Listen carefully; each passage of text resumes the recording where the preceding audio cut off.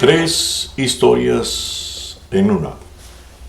Es interesante ver cómo los niños les encantan las historias. Ellos están siempre pidiéndonos que nos cuenten algún hecho, alguna experiencia vivida. Ellos la repiten, nos dicen que lo volvemos a contar y estamos ahí compartiéndoles con ellos porque ellos usan muchísimo la imaginación y las historias tienen algo maravilloso. El Señor, muchas de sus enseñanzas fueron expresadas en lo que se conocen como parábolas, de las cuales el historiador, periodista, filósofo, teólogo español César Vidal dice en su libro Más que un rabino, las siguientes palabras sobre las parábolas del Señor. Él dice: la realidad es que la parábola captaba el deseo humano natural por escuchar historias, un impulso que aparece en la más temprana infancia y que no desaparece ni siquiera con la llegada de la ancianidad porque nos siguen gustando.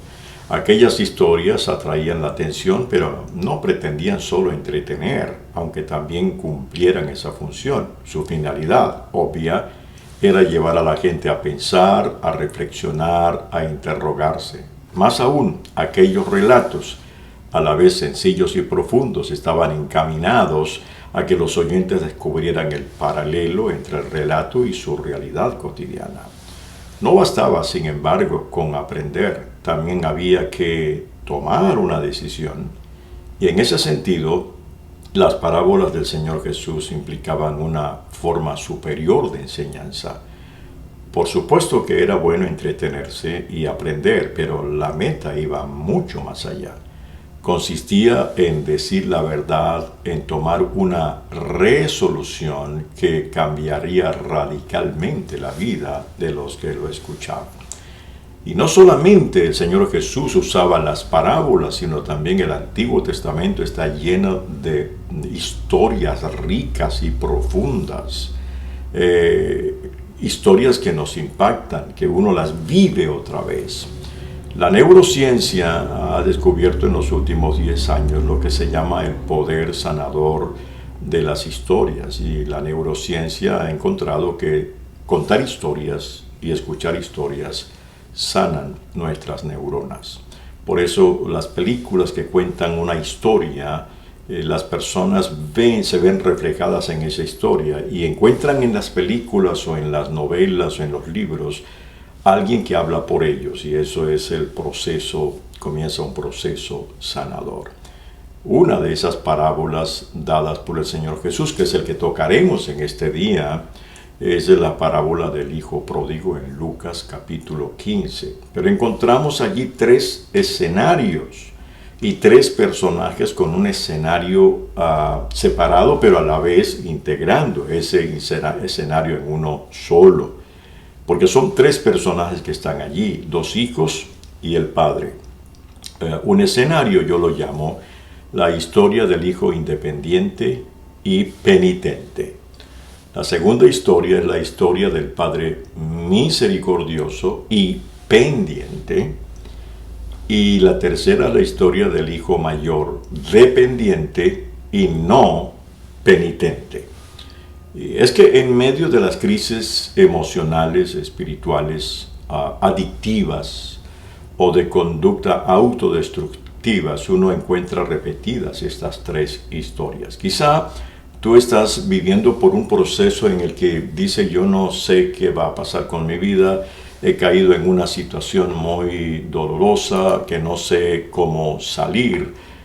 Pues esta historia puede darte luz de una manera grande. Así que abracemos en este día cada una de estas tres historias e integremos lo que es vital para darle sentido a nuestra historia. En el Ministerio Internacional Deseo Puro trabajamos bastante con las historias en el proceso de restauración de cualquier tipo de adicción, sea sexual, infidelidades, juegos de casinos, alcohol, comida, cualquiera de las 7 adicciones principales que tratan de estacionar a una persona, estancar en el proceso de crecimiento.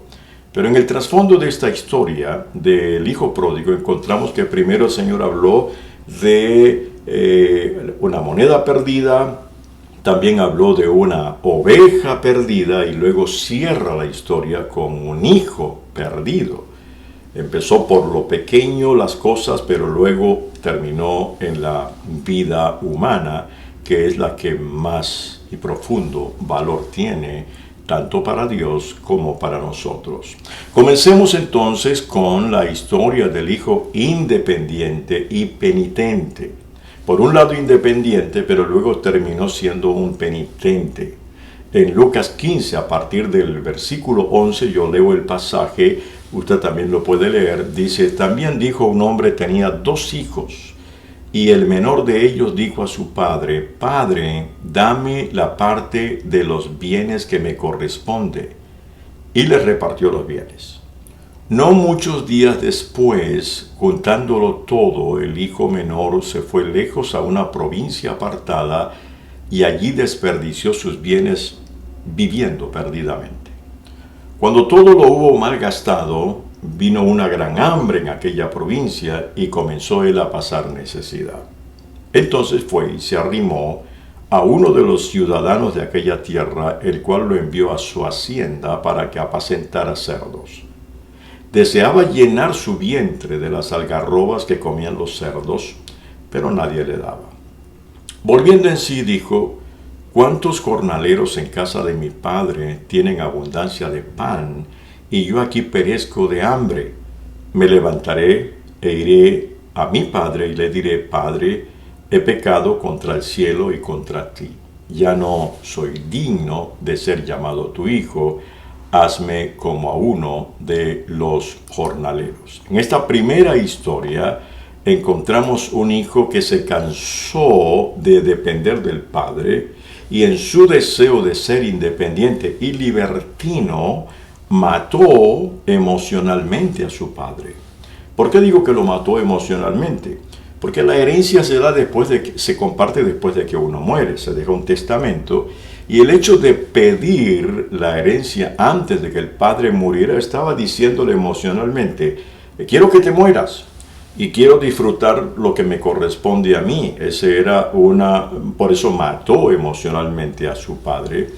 Y es que esa historia se repite cada vez que nos separamos de Dios y nos llevamos la herencia divina, porque Él nos ha dado una herencia divina. Quizás dirías: ¿cuál herencia? La vida misma es una herencia. Las cosas mismas que rodean nuestra vida son una herencia. Las personas, familia, amigos son una herencia. Pero cuando uno le da vuelta a Dios, la espalda a Dios, uno está llevándose la herencia. Lo que el hijo no analizó es que una herencia mal administrada siempre se acaba.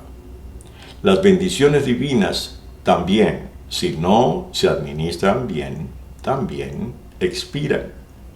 Y eso lo experimentó profundamente este muchacho. Lejos del padre, lejos de la familia, en nuestro propio andar, caemos en una espiral que nos hunde al fondo mismo de la desesperación. Una persona que entra dándole la espalda a Dios queda expuesto a una serie de situaciones, incluyendo algunas que son adictivas, que es una espiral que lo absorbe y termina en el punto crítico, porque en este caso el pasaje dice: alimentando cerdos, sin poder comer de esas algarrobas. Quiere decir, los cerdos comían mejor que él. Y si esta familia, sin duda que era judía, alimentar cerdos, los cerdos son considerados animales inmundos dentro de la cultura judía. Entonces era llegar al punto más crítico de su vida. Entonces experimentó lo que se llama un exilio emocional y espiritual. Los que han viajado han tenido que ir a otro país debido a situaciones críticas en su país. Pueden contarnos las historias de lo que es sentirse uno exiliado geográficamente. Echa de menos la familia, la cultura, todo lo que rodea la cultura, comida, relaciones y todo eso. Y uno se siente extraño en una tierra con una cultura que uno no ha podido asimilar. pero es así también en el exilio emocional. No fuimos hechos para estar lejos de Dios, ni fuimos hechos para desligarnos de la gente amada, y por eso llega un momento en que podemos sentirnos en un exilio emocional y espiritual que nos puede llevar a situaciones muy, pero muy dolorosas. Pero gracias a Dios que la historia dice que en medio de ese dolor, el pasaje dice, y él volviendo en sí, queriendo decir, estaba fuera de sí. Desde el momento que salió de su casa estaba fuera de sí. Pero llega un momento en el cual Dios, tratando con nosotros, nos trae una revelación espiritual que nos hace vernos tal como somos, volviendo en sí. El poder de la penitencia y el arrepentimiento vino sobre él y él dijo, ¿qué hago aquí? No tengo por qué estar aquí. Yo prefiero regresar a la casa de mi padre. Y es más, no voy a regresar como hijo, voy a regresar como jornalero. Es que el poder de la penitencia y el arrepentimiento genuino se produce sin esperar recibir nada a cambio, ni siquiera la posición anterior. Genuino arrepentimiento es un paso de buscar perdón, restaurar lo perdido, sin esperar lo mismo que tenía antes. Porque algunos quieren arrepentirse y piden perdón, pero quieren que la vida siga como si no hubiera pasado. No, hay una pérdida. Evidentemente hay una pérdida. Ahora, si aquel a quien le produce la pérdida no me quiere